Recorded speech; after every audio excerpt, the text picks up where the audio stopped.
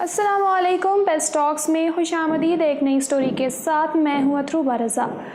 बरसग़ीर की तारीख़ पर नज़र दौड़ाई जाए तो मालूम होता है कि इस खित्ते पर हुक्मरानी करते हर हुक्मरान की कोशिश रही कि किसी तरह पंजाब उसके कब्ज़े में आ जाए और इसके इक़्तिदार की बुनियादें महफूज हो जाएं। इसी जस्तजू में मरकज़ से हुक्मरानी करने वालों ने कभी तो अपना मरकज़ ही पंजाब मुंतकिल करने की ठानी या फिर कम अज़ कम अपने इंतज़ामी, फ़ौजी और सियासी तौर पर मजबूत शख्स को इसका सरबराह तैनात किया। बरसग़ीर का बंटवारा हो गया जो दरअसल बंगाल और पंजाब का बंटवारा था। सियासी हकीकतें बदल गईं, लेकिन पाकिस्तान की निज़ामत और सियासत में पंजाब की अहमियत में रत्ती भर फ़र्क ना पड़ा। पंजाब ने फ़ौजी हुक्मरानी में तगड़े गवर्नर्स और एडमिनिस्ट्रेटर्स देखे, साथ ही तगड़े वज़ीर आला भी। जमहूरी हुकूमतों का जोर भी पंजाब पर रहा कि भुट्टो साहब की सियासत हो या मोहतरमा बेनज़ीर की, लाहौर ने ही उन्हें इक़्तिदार के मुँह ज़ोर घोड़े पर विराजमान कराने की करिश्मा साजी में मदद दी। फिर नून लीग रही तो यही पंजाब था जिसने 2008 के बाद शहबाज शरीफ की कारकर्दगी देखकर अगले इंतखाबात में वफाक में भी हुकूमत नून लीग को मिलने में किरदार अदा किया।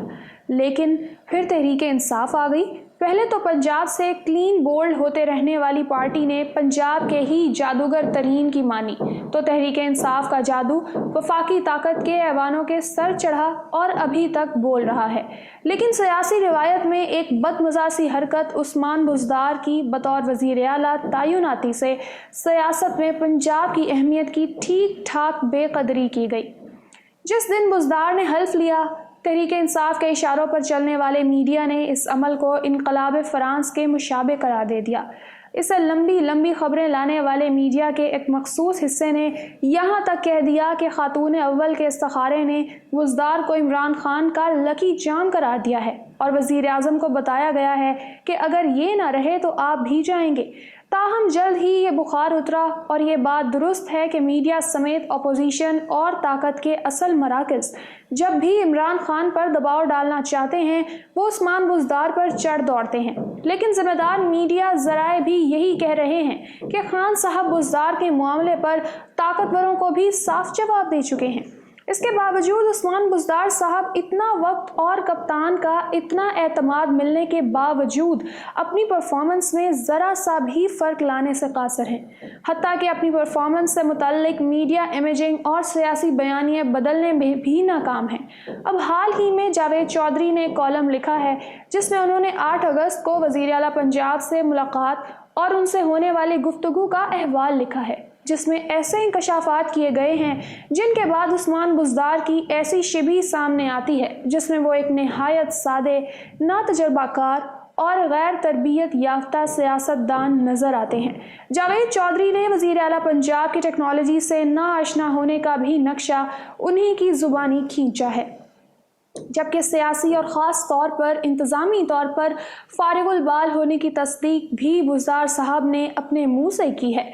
जावेद चौधरी के मुताबिक उन्होंने पूछा, क्या आप इमरान खान को जानते थे? वो बोले, मेरी MPA बनने या वज़ीर आला नामज़द होने तक खान साहब से कोई मुलाकात नहीं थी। मुझे मेरे एक दोस्त ने कहा, मैं तुम्हें लेने आया हूँ, हमने बनी गाला जाना है। मैं उसके साथ आ गया।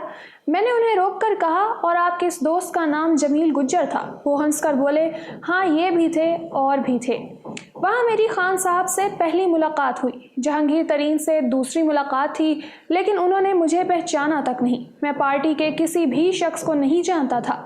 मैंने पूछा, आप पर एतराज़ किया जाता है, आपको कोई इंतज़ामी तजर्बा नहीं, लेकिन 12 करोड़ लोगों का सूबा उठाकर आपकी झोली में डाल दिया गया। जिस पर वो हंसकर बोले, ये बात दुरुस्त है, मैं ज़िंदगी में पहली बार MPA बना और इसके साथ ही वज़ीर आला बन गया। मैंने पहले दिन अपने स्टाफ को कह दिया था, मुझे इंतज़ामी उमूर का कोई तजर्बा नहीं। आप बस ये समझें, एक शख्स DG खान से सीधा लाहौर आ गया और उसे रास्ते के किसी शहर, किसी सड़क का नहीं पता। لہٰذا میری آپ سے یہ درخواست ہے کہ آپ صرف اور صرف قانون کے مطابق چلیں۔ عثمان بزدار کے ساتھ ملاقات میں چند دلچسپ باتیں بھی ہوئیں۔ مثلاً بزدار صاحب نے بتایا، میں نے زندگی میں کبھی کوکا کولا اور 7 اپ نہیں پی، میں فانٹا بھی نہیں پی سکتا، میں صرف شیزان پیتا ہوں، میں اسمارٹ فون استعمال نہیں کر سکتا، میرے پاس عام سا فون ہے، میں اس پر بھی صرف فون کرتا یا سنتا ہوں، زیادہ سے زیادہ واٹس ایپ کر لیتا ہوں، میں فون کو زیادہ نہیں چھیڑتا کیونکہ مجھے خطرہ ہوتا ہے کہیں غلطی سے میرا ہاتھ دائیں بائیں نہ لگ جائے اور کوئی ایسی چیز نہ کھل جائے جسے میں بند ہی نہ کر سکوں۔ میں نے کبھی آئی فون یا اینڈرائیڈ استعمال نہیں کیا، میں انہیں ہاتھ بھی نہیں لگاتا۔ یہ ہنس کر بولے، مجھے یہ بھی نہیں پتا میرے بچے کس کلاس میں پڑھتے ہیں، میں نے چند دن پہلے ان کے فارم پر کرنا تھے، میں نے ان سے کہہ دیا، بیٹا مجھے نہیں پتا تم کس کلاس میں پڑھتے ہو، لہٰذا تم اپنے فارم خود پر کر لو۔ گو کہ جیو نیوز کے پروگرام میں تو وزیر اعلیٰ کے دعوے کچھ اور رہے، لیکن اب کیا کریں، اس گفتگو کا حال جو جاوید چودھری نے بیان کیا اس کی تردید بھی کسی نے نہ کی۔ لیکن بس احوال معاملات کو جاننے کے لیے ناظرین کو انصار عباسی کی وہ خبر یاد دلاتے جائیں جس میں انہوں نے بتایا کہ جب شوگر کمیشن نے عثمان بزدار سے چینی سبسڈی دینے والے اجلاس سے متعلق پوچھا تو انہوں نے کہا کہ مجھے ایسے کسی اجلاس کا یاد نہیں پڑتا۔ یاد رہے کہ اس دستاویز پر وزیر اعلیٰ کے دستخط میٹنگ منٹس کے ساتھ ہوتے ہیں۔ اس کے ساتھ ساتھ وزیر اعلیٰ نے صحافی اور ڈان کے ریزیڈنٹ ایڈیٹر فہد حسین کو اس خبر پر نوٹس بھیج رکھا ہے جس میں انہوں نے دعویٰ کیا تھا کہ عثمان بزدار نے اپنے افسر سے کورونا کے بارے میں دریافت کیا تھا کہ یہ کورونا کاٹتا کیسے ہے۔ اب یہاں سے معلوم ہوتا ہے کہ ایک ایسا شخص جسے اپنے بچوں کی کلاسز تک نہیں معلوم، جو پاکستان کی بیوروکریسی کو بتا رہا ہے کہ مجھے انتظامیہ کا کچھ نہیں معلوم اور میں ایک سیدھے سادے شخص کی طرح ہوں جو لاہور آ گیا ہے، اور پھر یہ کہ وہ اینڈرائیڈ موبائل بس اس قدر ہی چلاتا ہے کہ جہاں کچھ بھی کھل جانے کا خدشہ نہ ہو، اس کے ساتھ کیا ہوتی ہوگی؟ اور جس صوبے کا وہ سربراہ ہے اس صوبے کے ساتھ کیا ہوتی ہوگی؟ اور اس صوبے میں رہنے والے عوام کس حال میں ہوں گے؟ اسی کے ساتھ مجھے دیں اجازت۔ ویڈیو پسند آئے تو لائک کیجئے، پیس ٹاکس کو سبسکرائب کر لیں۔ اللہ حافظ۔